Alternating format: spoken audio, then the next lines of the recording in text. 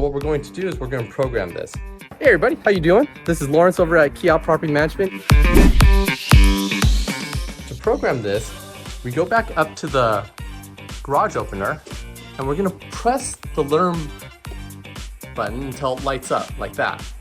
And once you light it up, what you want to do is you want to take your garage remote and you want to press it until this clicks like that.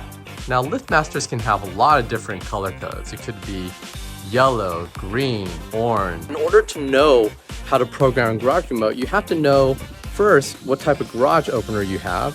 You know, either a Craftsman or LiftMaster or Genie.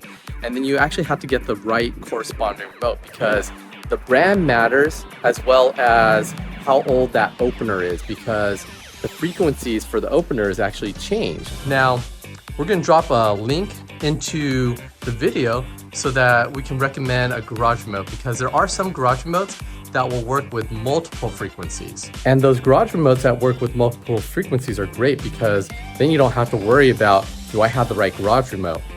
You can program it based on the type of opener. See you guys later.